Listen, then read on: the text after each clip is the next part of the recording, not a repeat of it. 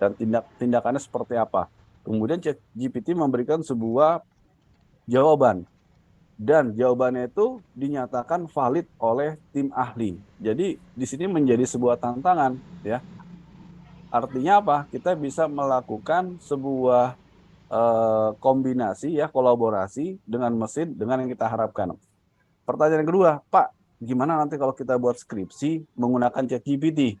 Nah, ini menjadi menjadi ini nih, menjadi isu utama juga nih buat kita-kita yang di bidang akademisi. Nah, silahkan kita menggunakan beberapa perangkat-perangkat seperti AI yang ada di tools-tools yang ada saat ini. Namun kita berharap semua itu harus ditelaah, ya, dipelajari, dan kalau bisa diparafrase. Diparafrase itu artinya gini, kita membaca sebuah alur kalimat tulisan, kemudian tulisan tersebut coba kita perbaiki, kita rubah dengan bahasa kita, sehingga tingkat kemiripan dari bahasa yang digunakan oleh mesin tadi, itu bisa kita coba minimalisir dengan bahasa kita. Ya, jadi beberapa tools plagiarism checker seperti Turnitin itu sedang mengembangkan aplikasi yang mendeteksi apakah tulisan yang ada di misalkan di skripsi Anda ini itu adalah bahasa Anda atau bahasa mesin. Nanti kalau bahasa mesin maka dia akan mendeteksi. Jadi semua itu bekerja dengan AI ya, jadi dengan artificial intelligence. Nah, kira-kira seperti itu ya. Jadi banyak tools-tools yang nanti bisa kita manfaatkan, tapi tentunya kita tidak boleh menutup mata ya. Ini menjadi salah satu, saya kira menjadi salah satu alat bantu kita dalam mempelajari ke depannya dalam bidang AI. Ya, kira-kira seperti itu ya. Jadi Anda nanti akan coba mempelajari konsep dari machine learning, kemudian konsep dari teknik deep learning, yang dimana konsep-konsep ini itu adalah melatih model ya. Tadi kalau misalkan ChatGPT, dia melatih model set data teks yang sangat besar dan beragam. Sehingga nanti dia akan melearning ya, mencari kalau ada pertanyaan yang seperti misalkan bagaimana penerapan fuzzy logic untuk ketenaga listrikan. Nah, dia akan mencari data-data yang besar tadi untuk mengkorelasikan terkait dengan fuzzy logic dengan ketenaga listrikan untuk diimplementasikan. Jadi ini memang mempunyai sebuah model yang saya kira menjadi bahasa alami yang cukup baik. Nah, kira-kira seperti itu. Baik, oke. Itu singkat dari saya. Kemudian di sini saya akan coba diskusi singkat aja karena nanti kita akan tidak secara detail. Kita akan nanti di minggu depan mudah-mudahan tidak ada kendala. Jadi yang pertama ya kita akan coba bicara tentang pengantar sistem cerdas dulu.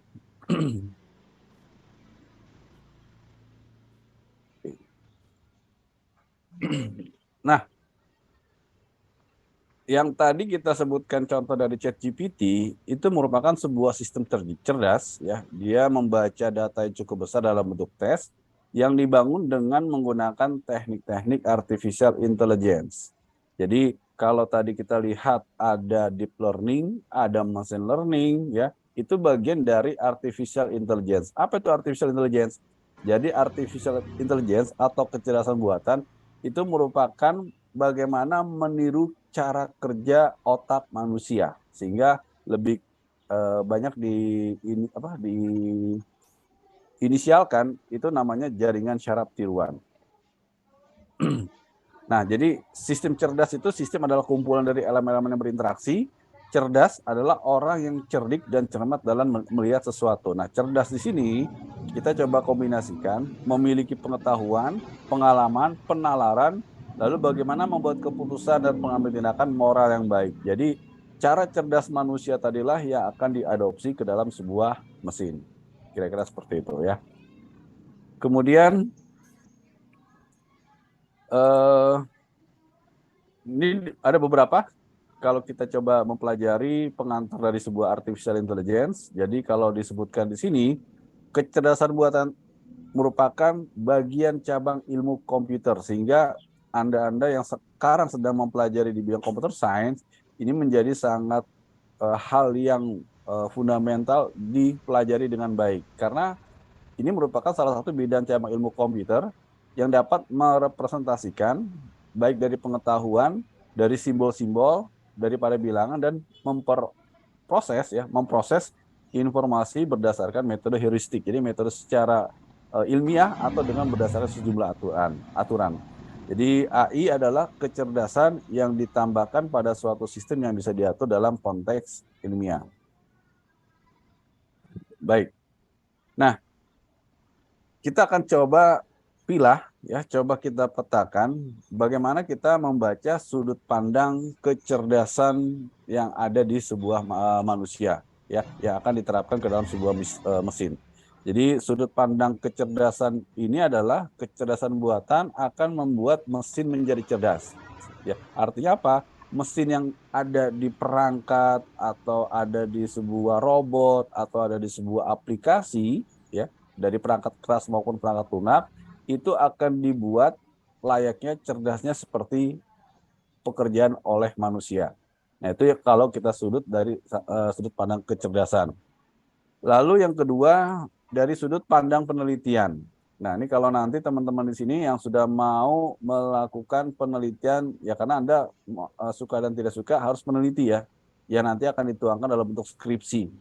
Jadi kalau dalam sudut pandang penelitian, kecerdasan buatan itu adalah bagaimana suatu studi membuat agar komputer dapat melakukan sesuatu sebaik yang dikerjakan oleh manusia. Sehingga nanti di sini Anda bisa gambarkan, ya Anda gambarkan sebuah, di sini Anda akan gambarkan sebuah metode-metode apa saja yang menunjang agar ya perangkat komputer itu bisa melakukan pekerjaan sebaik manusia. Nah, dari sudut implementasi, misalkan dari sisi bisnis ya, kecerdasan buatan adalah kumpulan peralatan yang sangat powerful dan metodologis dalam menyelesaikan masalah bisnis. Jadi sekarang kalau ada bidang-bidang bisnis yang tidak menerapkan AI, maka otomatis dia akan kalah bersaing. E-commerce contohnya ya, e-commerce itu sedang berlomba-lomba bagaimana nih penerapan AI pada masing-masing e-commerce, baik itu misalkan Anda pernah dengar di Shopee atau Anda pernah dengar di Tokopedia, mereka sudah perlahan-lahan menerapkan sistem cerdas di peralatan atau di aplikasi yang mereka gunakan. Kemudian yang keempat, ini dari sudut pandang pemrogram, ya. Kecerdasan buatan meliputi studi tentang pemrogram simbolik, problem solving, dan pencarian atau searching. Ada hal yang menarik di ChatGPT, selain dia bisa menjawab pertanyaan-pertanyaan yang kita inginkan, ada kalanya saya pernah melakukan proses untuk mengkoreksi kesalahan pada coding ya atau source code-nya.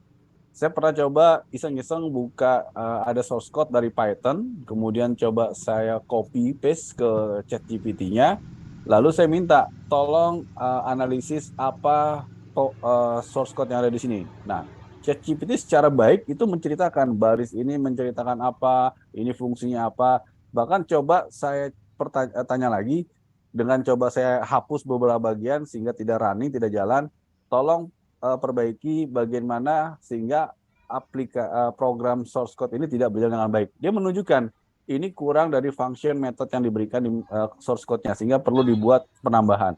Jadi ini merupakan dari sudut pandang pemrogram kita membantu dalam membuat ya dari sisi kita menerapkan kecerdasan buatan untuk pemrograman. Nah, jadi kalau kita lihat di sini, karena tadi dia mengadopsi kecerdasan seorang manusia, ya. Jadi kalau manusia kan dia bisa memahami ya, mengerti, manusia bisa reason berpikir, manusia bisa bertindak ya, action, dan manusia bisa belajar, maka dari semua ini manusia mempunyai sebuah basis pengetahuan atau knowledge ya, knowledge pengetahuan. Nah, dari kecerdasan manusia ini, ya bagaimana nih diduplikasikan agar tadi nih komputer atau mesin bisa memahami, bisa berpikir, ya, bisa bertindak dan juga bisa belajar. Jadi ini kecerdasan buatan atau tadi kita sebut sebagai artificial intelligence, bagaimana dia mengadopsi kemampuan kecerdasan manusia sehingga semua pekerjaan manusia itu bisa diwakilkan oleh sebuah mesin. Jadi ada permasalahan, kemudian tujuan itu tergambarkan di model kecerdasan buatan. Ini kita ilustrasikan sebagai komponen artificial intelligence. Nah, bagaimana arsitektur artificial intelligence? Berarti tadi apa? Kita perlu adanya input ya. Jadi kalau tadi saya membaca wajahnya Bintang, maka saya harus buat tuh inputan basis pengetahuan, ciri-ciri, bentuk ya, data-data terkait dengan wajah Bintang. Ini saya sebut sebagai basis pengetahuan. Lalu ada namanya inference engine. Jadi inference engine ini sebagai rule-nya. Misalkan jika titik wajah di Bintang ada matriksnya, nanti ada pixel berapa kali berapa, bentuk alisnya, maka yes, maka no ya. Jadi ada sebuah rule di sini yang menyatakan nanti basis pengetahuan ini ada inputan, maka goalnya apakah orang ini terdeteksi namanya Bintang atau bukan.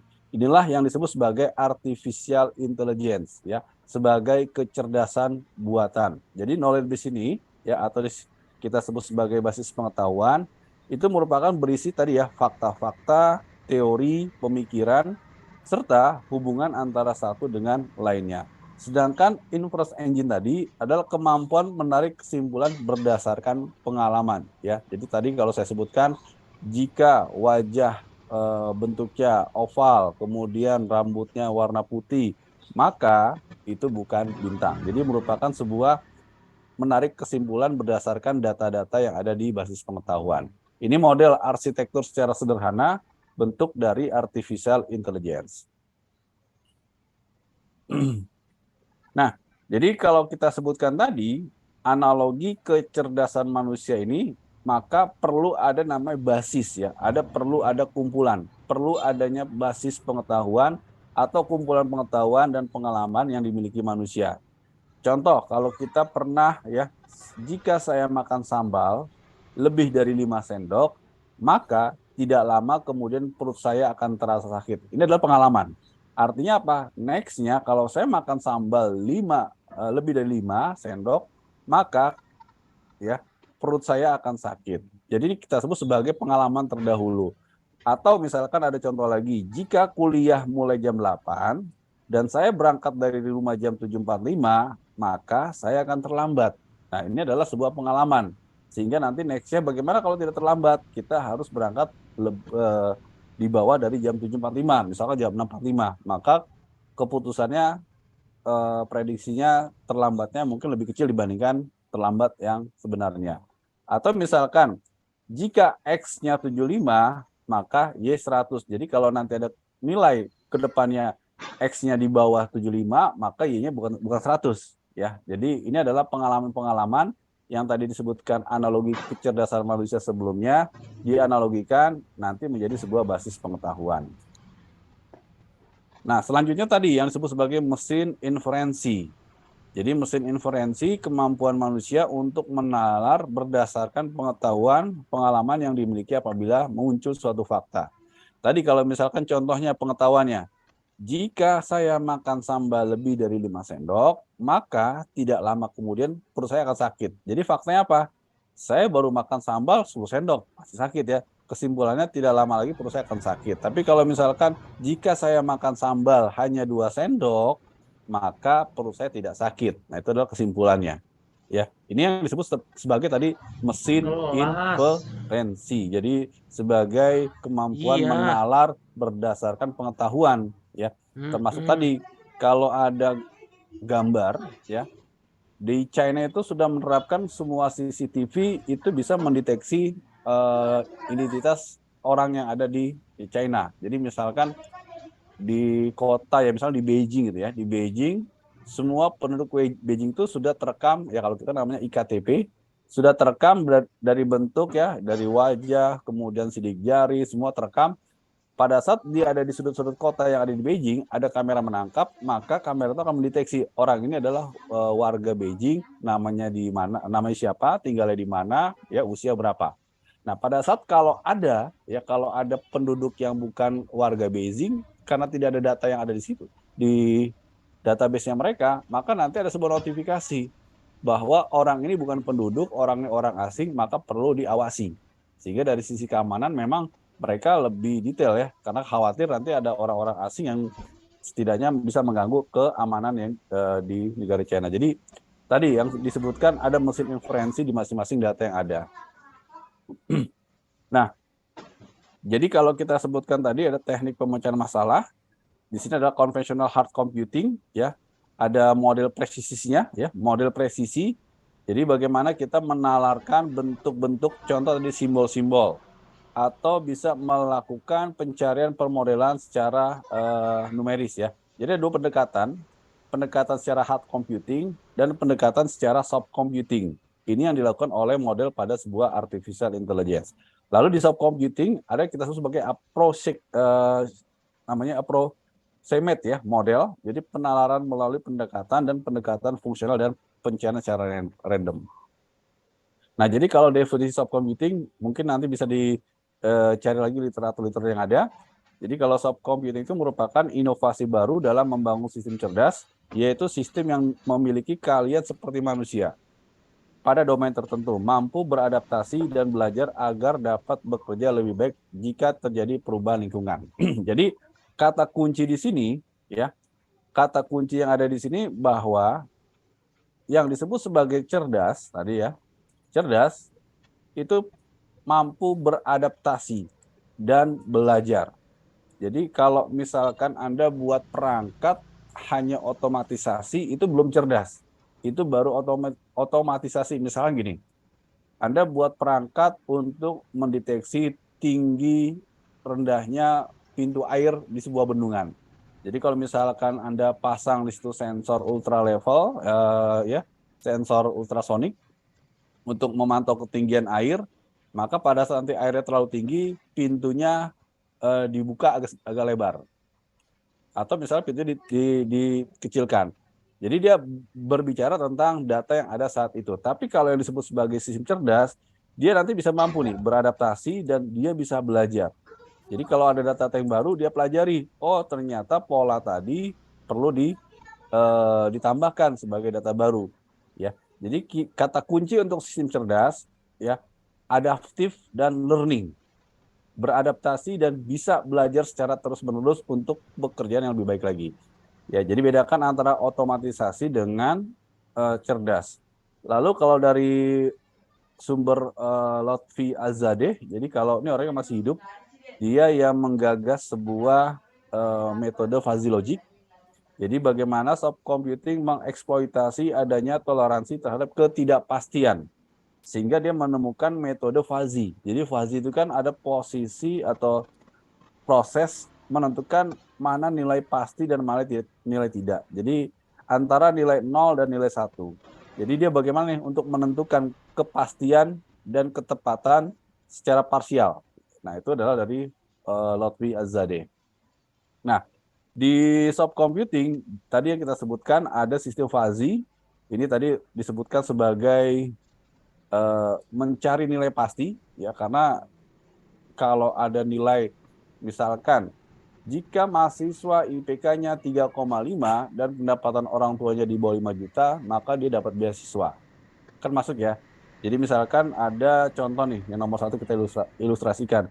Jika IPK-nya di atas 3,5, gitu kan, misalkan 0,5, jika dan pendapatan orang tuanya di bawah 5 juta, dan maka dia mendapatkan beasiswa dari kampus misalkan. Pertanyaan gini, kalau nilai pastinya jika IPK-nya 3,49, kemudian IPK-nya pendapatan orang tuanya 2 juta, kurang 2 juta, kan kalau secara tidak pasti ini kan tidak masuk kategori di bawah 3,5. Ya. Maka ini masuk.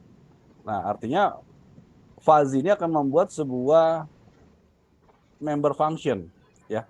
Jadi nanti ada range antara 3 sampai 49 sampai 3,5, kategorinya apakah masuk kategori yes atau kategori no.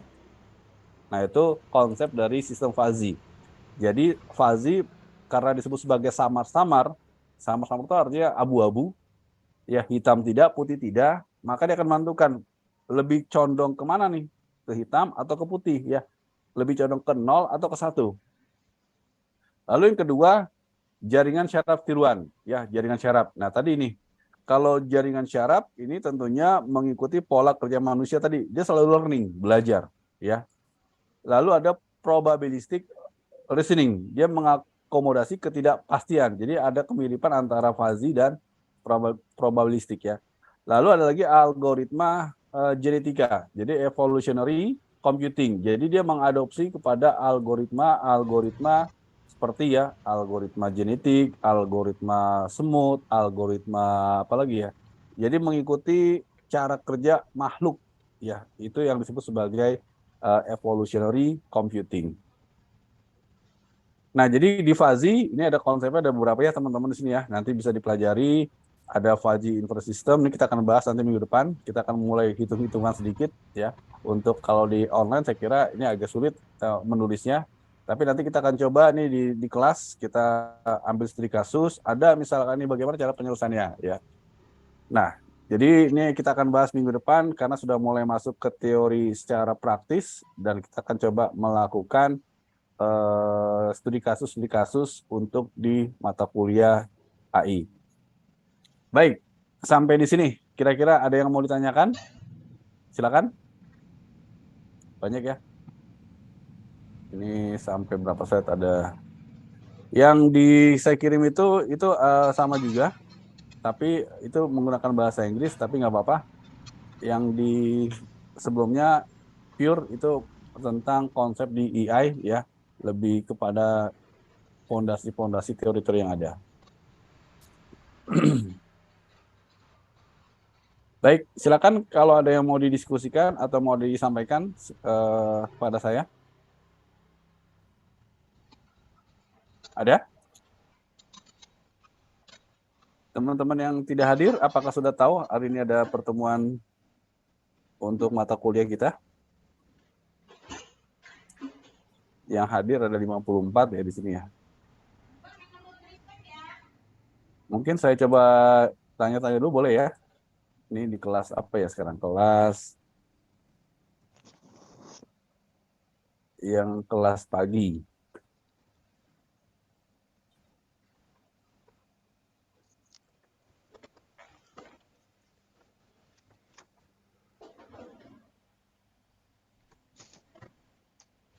Silakan kalau ada yang mau disampaikan.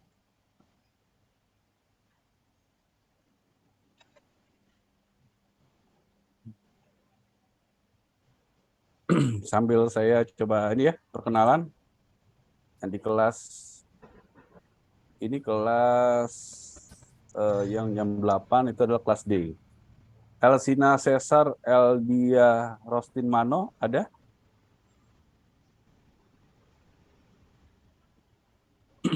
Elsina ada?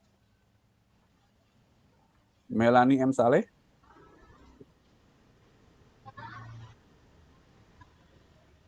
Anita Aso?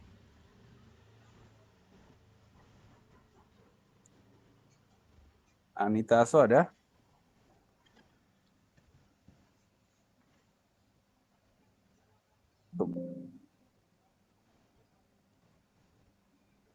Anita Aso tidak ada. Cut Koratal Mugis?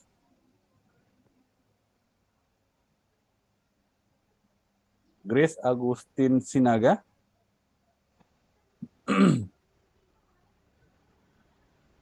Grace ada, Grace? Ada. Ada yang mau tanyakan, Grace? Tidak, Pak. Baik. Vito Marcelindo?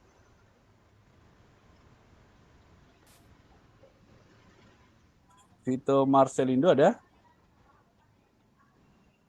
Raden Ronggo Bintang Pratomo Prawi Rodirjo? Hadir, Pak. Oke. Ada yang mau tanyakan, Bintang? Nah, belum ada sih, Pak. Mungkin nanti saat di kelas saja. Boleh, baik. Adi Setiadi Putra? Hadir, Pak. Ada yang mau tanyakan, Di? Saat ini belum ada, Pak. Baik. Fargo Fartogi?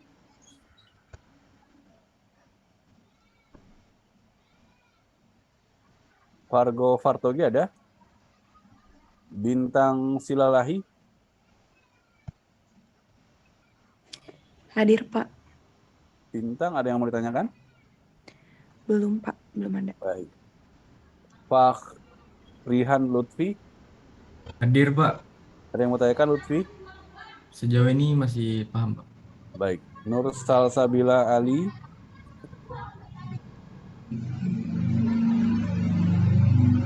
Nur Salsabila Ali, Rizka Putri Aulia Rusdi, Hadir, Pak. ada yang mau ditanyakan Rizka? Saat ini belum ada, Pak. Baik, terima kasih. Arfani Lovina BR Stendel. Hadir, Pak. Oke. Fani, ada yang mau ditanyakan? Sementara belum ada, Pak. Oke, baik. Eli Mulyani, Hadir, Pak. ada yang mau ditanyakan Eli? Belum, Pak. Baik. Adinda Musika Permata, Hadir, Pak. mana Dinda? Ada yang mau ditanyakan? Saat ini belum ada, Pak. Baik. Nesha Kila Aulday Ardian, Hadir, Pak. ada yang mau tanyakan? Kila? Belum ada, Pak. Baik. Seaneta Via Aulia Pramesti, Hadir, Pak. ada yang mau tanyakan Via? Sejauh ini belum ada, Pak. Baik. Khairani Nadila,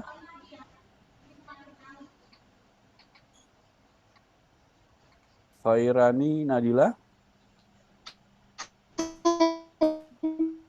ya. Ada yang mau tanyakan Nadila? Suaranya terputus-putus, Bila. Oke deh. Nanti kalau ada yang mau tanyakan, silakan ditulis di kolom chat. Desi, ya. Siapa nih? Khairina ya. Oke, baik, jaringan terkendala, nggak apa-apa. Baik, kita lanjut ke Desi Ika Putri.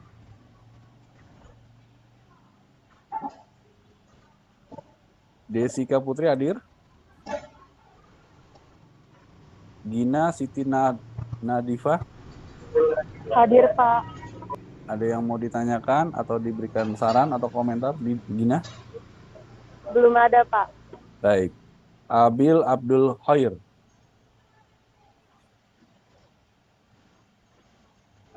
Abil. Baik. Lutfiansyah Majid.